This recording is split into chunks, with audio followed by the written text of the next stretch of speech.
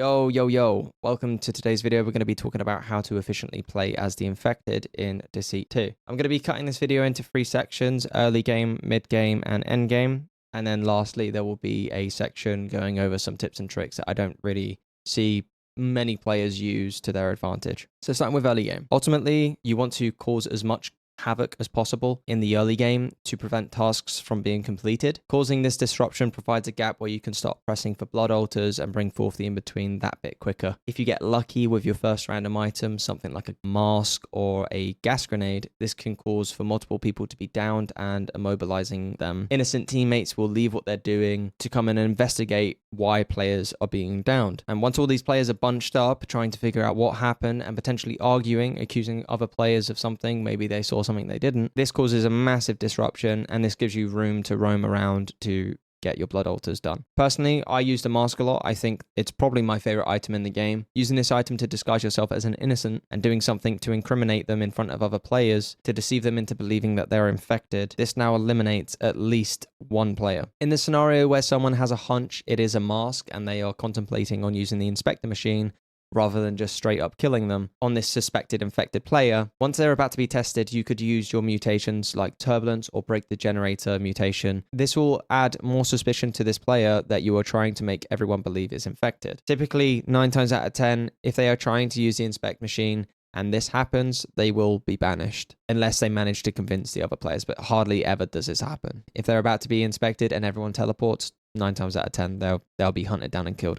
Again, during this time while they're hunting, you can either join the hunt party to kind of make yourself look innocent, or you could maybe go and do your blood altars, bring forth the in-between, kill some more players, and then, you know, hopefully they're screaming out saying it's, I don't know, Lisa, for example, if that's the person that you're trying to get incriminated.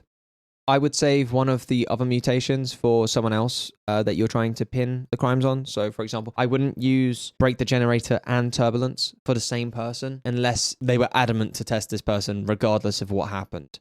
If they're like, oh, do you know what? We tried to test, we got teleported, fuck it, everyone go back to the inspecting machine, we're going to test you. At that point, break the generator. Or, again, cause some kind of havoc, make people believe it's her, whatever, right? But I would try not to use too many mutations on one individual player, because then it kind of becomes a bit obvious, and on top of that, you've wasted 2 mutations that could potentially be used in other circumstances. Now, let's talk mid-game. So now the inspecting machine is available, you potentially killed one person in the in-between and deceived the group into believing it is another player. This is 2 banishments already. This leaves 4 innocent and 1 cursed. Keep in mind, this cursed could potentially take the role as your infected teammate or side with the humans by chance. In the mid game, you want to start building your trust with the innocents, spending time around them so that they can vouch that they've seen you around and you've not been absent the entire game.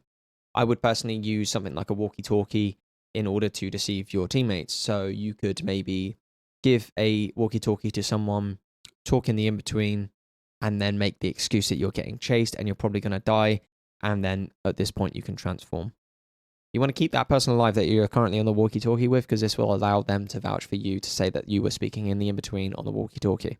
At this point, I would use the infected chat to tell my teammates to go and do things around the map using blood altars. This way, we're kind of tag teaming. So we're, you know, I'm going to be going to do blood altars. Okay, right, I'm going to try and build up rapport and trust with these players now, and now you go and do it. You know, you don't want to both be roaming because then it looks too obvious. You want to be in and out of the group. Make it look natural. If the inspecting machine has not been used and players are distracted elsewhere, you and your teammate can sabotage this.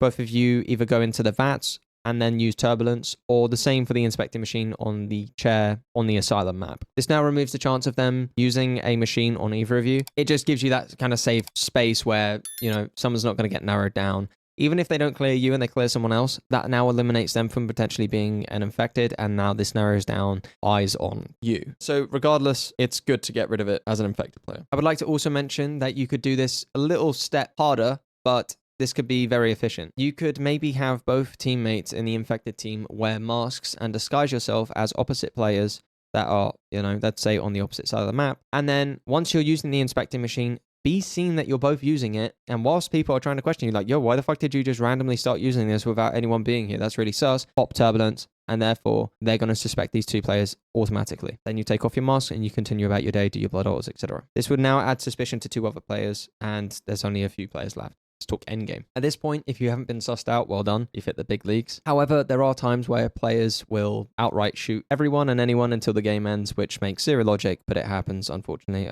You can see in this clip here that I went up to this team to explain, trying to deceive them with a CCTV, and said that, you know, Jack just died. Clearly, it's not him, it's a mask. And they just shot me outright. So didn't even give me a chance to explain, didn't even give me room to get tested, nothing. They just shoot you outright. So you just need to balance your playstyle based off of what the players in the lobby are doing. Some players will outright shoot you and are eager to kill anyone in the game just to get it over and done with because they believe that's how you win, which isn't the case. I believe in order for the innocents to win, you need to try and get as many players out as possible. If you just kill everyone and turn it into a team deathmatch or a deathmatch and 2 of you survive, you've lost, I believe. But that's my take on it. I see so many players just outright kill everyone. Oh yeah, look, we won. No, you just shot everyone. You're a dumbass. Personally, if the lobby seems eager to kill people without evidence or logic, I would try to keep my distance and do blood altars. Once the in-between happens, I would find the group of people and walk amongst them and then turn. Not before, as this could suss you out. You want to make sure that it seems like it's someone that was already in that circle that you just approached. You could also use soul swap, which is a great mutation to use when people are grouped and suggesting whoever isn't here is clearly infected. You can soul swap with someone and hopefully they memorize that that person was there and then they call, let's say it's Hans or whatever.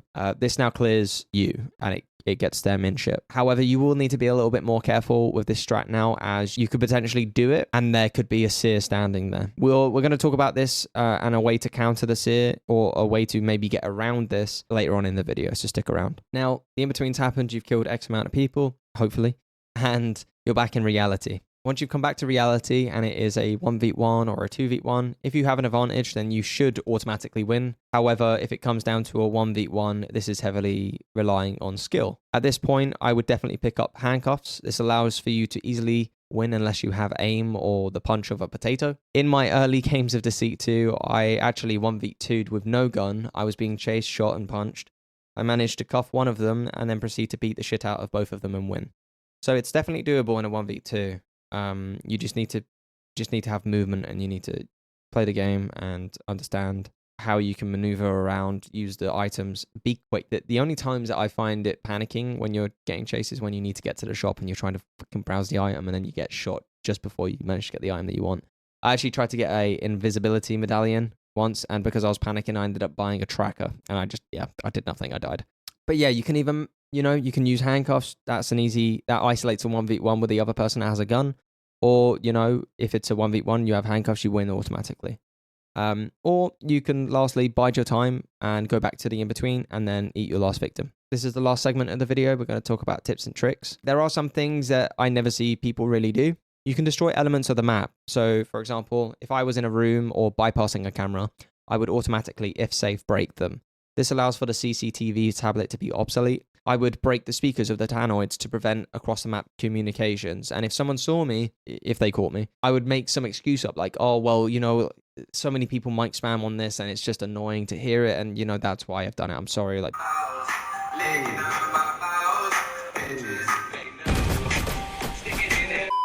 if you want, I can get tested. It's cool. I just wanted to let you know that's why I did it.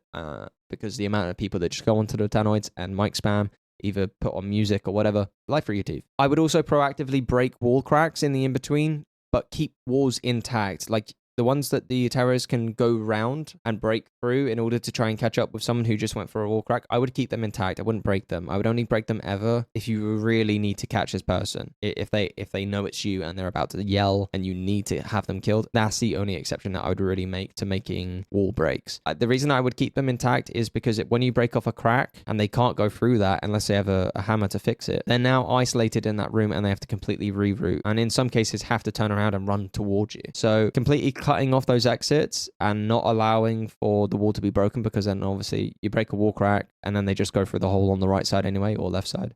It's kind of ow, my ball.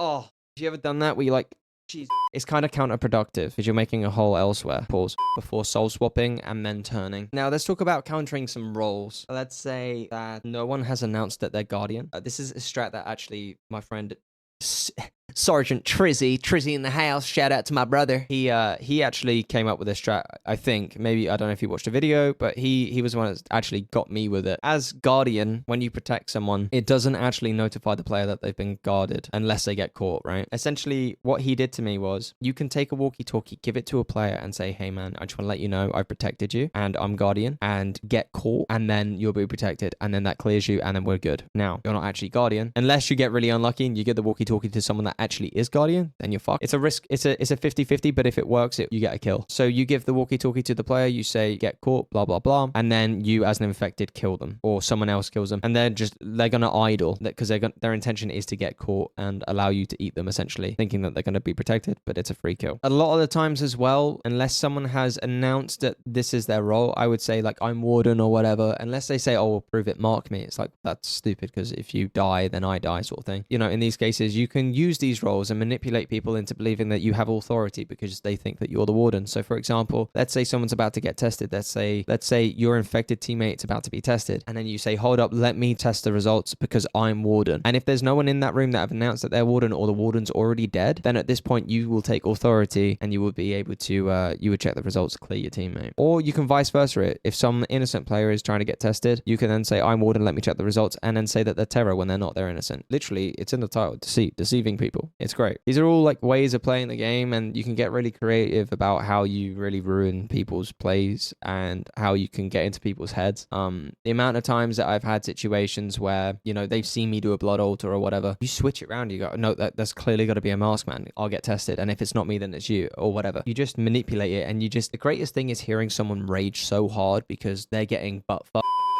The greatest thing is when you just hear someone rage so hard at the fact that they're being falsely accused of something that they didn't do. Brings me the utmost joy. Lastly, to throw off or counter the seer in the in-between, I would use a mask before soul swapping and then turning. This would allow the seer to see the masked person, and then they turn, and ultimately they suspect them. Obviously, you would need to make sure that this player that you are masked as isn't in his radius, otherwise he will see two of them, and then he can clearly state that, like, one of them's fake, and that kind of makes your whole play, like, ruined. So you just want to kind of, like, as the seer is out for X amount of time, we can learn how to counter it and how to play it efficiently and stuff like that. But yeah, if you guys enjoyed this video, please leave a thumbs up, subscribe, push the notification bell. I'm going to be continuing to make Deceit 2 content and Killer Clowns content. I think I'm probably going to make a video on how to play other roles. If you guys think that this was a good video and you think that there's a role in particular that you want to learn, or you think that I can maybe bring some information to the table, then please leave down in the comments what you think I should make a video about regarding Deceit 2 roles or Deceit 2 how to plays, etc, etc. Been your boy. Appreciate it. Thank you so much for watching. Hope you have a great day. And yeah, peace.